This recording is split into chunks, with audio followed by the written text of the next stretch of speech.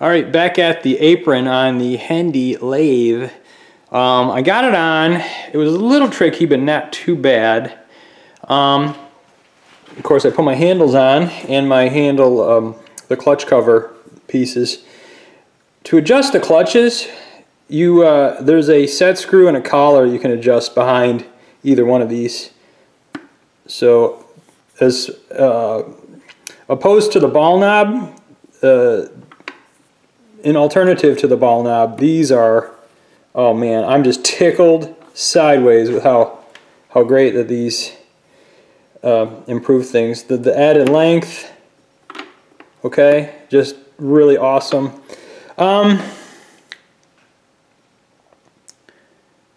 The only tricky thing is this: you cannot engage the half nuts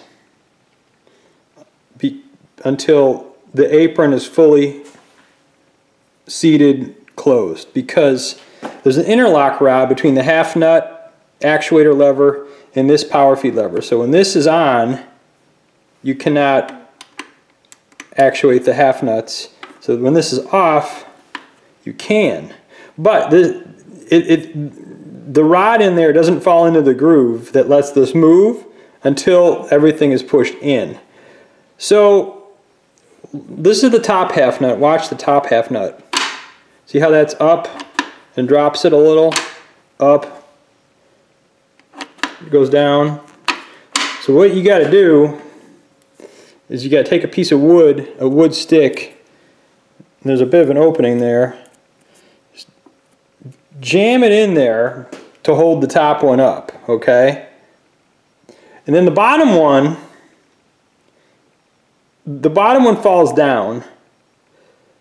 So to get, there's two pins, one in the top, there's a pin in the top half nut and a pin in the bottom half nut. They go in the S-track.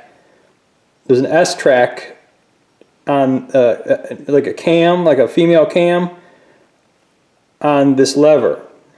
So what you got to do is hold that one in position, which you don't know. So what you can do, you see that there's a little tit up there. You can grab that with the pliers and move it up and down with the pliers until you mesh it.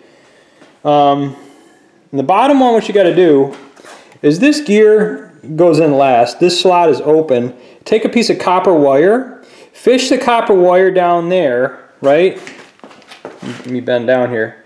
So you're going to take a long piece of copper wire, about 16, 18 inches, and you're going to bend it a little, bend the end to pull up on this bottom half nut.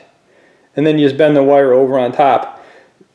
And then what you got to do is you got to get in there with a putty knife and work it up and down until you get it. I actually used a little bit bigger putty knife. I don't think you have to use the putty knife if the wire holds the bottom half nut in the proper position. This is 1000% easier if this is on the bench and this whole apron is laying flat instead of, you know, being installed vertical on the lathe. So that's that. That's a little coffee stir stick there, skewer. So getting the pins of the half nuts in the S-cam for the actuator lever is the most fiddly. Each one of these clutches has a key that goes down. When you engage them, the key stays put and it doesn't fall out, which is good because the key can fall out. So leave these engaged, and then there's a key way in the front wall of the apron cover. So you got to kind of twist these, get them in, twist these, get them in, twist that, get that shaft in there. Actually, it's lining everything up with there. And this gear goes in last. What you do is you pull this, when you take this apart, you pull this pin out, you loosen it's a threaded stud, pull the stud out and pull the gear out, and then you can get access in there with your wire when you're pulling it there. But that's not too bad. That's as complicated as it is. The half nuts, getting those lined up is the number one thing. Secondary, these are easy. You just got to twist these, You get the keys and the key slots, the keyways. Dowel pins, of course, and that's it. It's together. I'm super happy about that. Like I said, now you cannot do that, but when you close this, it allows you to close the half nuts, little interlock. So that's the situation with that.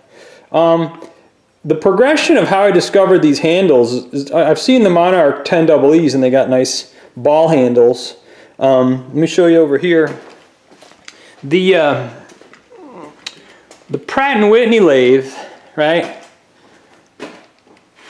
This is the tailstock lock, right?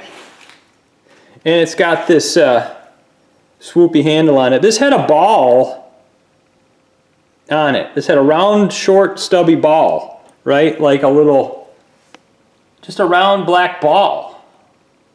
And it was okay, but this looks more sleek and more elegant, right? So this is actually, I think it's got a 5/16 bolt in there, I think. And this is the same one. This handle was broken off. Subscriber Bruce has got, I think he's got an early 12C. His handle was broken off. This one was broken off sometime in the past, but this had some kind of, I don't remember, it didn't have the right handle, but I put this one on, and like I said, it's got a 5/16, I think it's 5/16 cap screw in there. So that worked for here. So that had some dorky handle on it. I repaired it with this one, and I took off the ball handle. I repaired it. I didn't repair it. I changed it to this one. And where these came off of, I think I got one more of these. At work they were scrapping some closing drill presses. Now you might remember closing. Those are red plastic little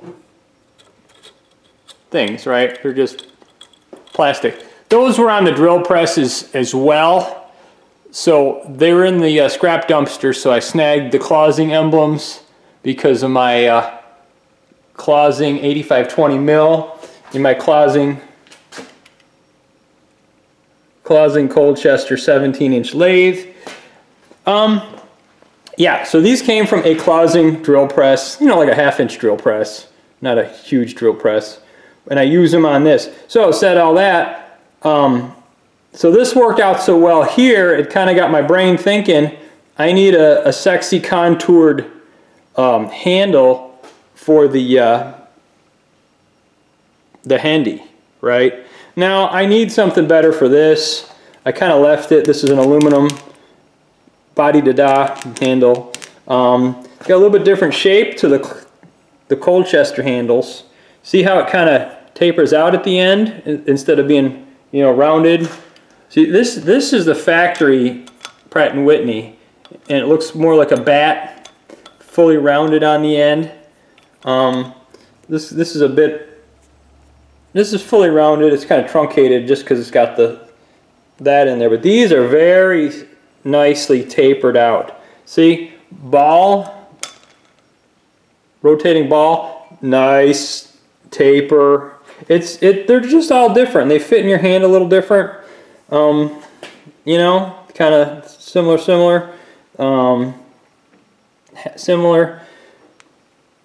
Eventually, I'll do something with this, but it spins nice. And there's a nice. But nobody would notice, right? I got my ball here and the ball there, and that's not bad.